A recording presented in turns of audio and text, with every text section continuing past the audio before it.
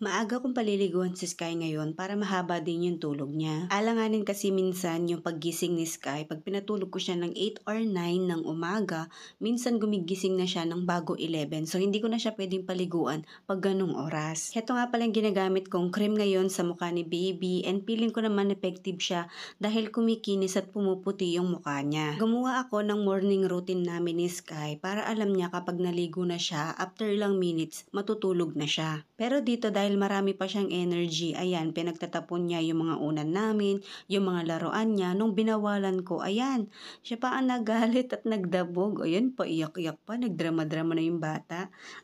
Pero actually, yung ganyang pagbubusit ni Sky, sign na yan na inaantok na din siya. Ayan, yung medyo paiyak-iyak, padrama-drama, ganun. Inaantok na yung bata pag ganyan. Pero hindi ko lang maintindihan yung ugali ng mga bata. Yung inaantok na pero nilalabanan pa rin, ganun. Nung nakatulog na siya, nagready na ako ng pagkain niya. Nga pala, day 1 namin ng pag-BLW ni baby. Sa mga hindi nakakaalam, ang BLW ay baby-led weaning.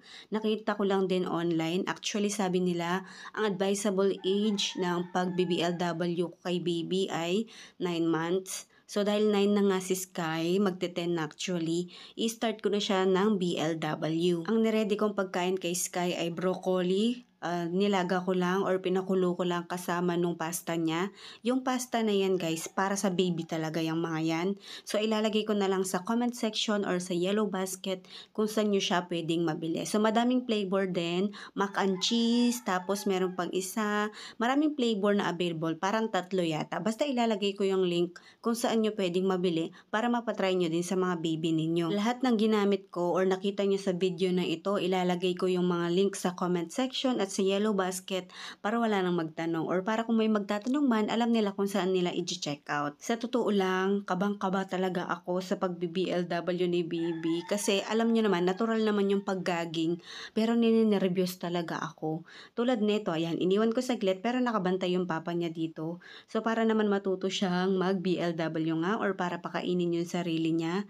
Ayan, kung makikita ninyo, kumakain naman siya mag-isa pero don't worry, yung pasta sobrang lambot niyan. Pinakulo ko yan ng maigi para sobrang lambot nga para kay baby. Normal yung gaging kapag nag-BBLW si baby pero grabe, yung tibok ng puso ko hindi normal. Kinakabahan talaga ako. Ayan, Diyos ko, atakihin yata ako. Feeling ko hindi pa talaga ako ready sa pag-BBLW. Pero nagustuhan naman ni baby yung strawberry. Pero kinat ko yun na maliliit. Pero kita nyo, magagaging na naman siya dito.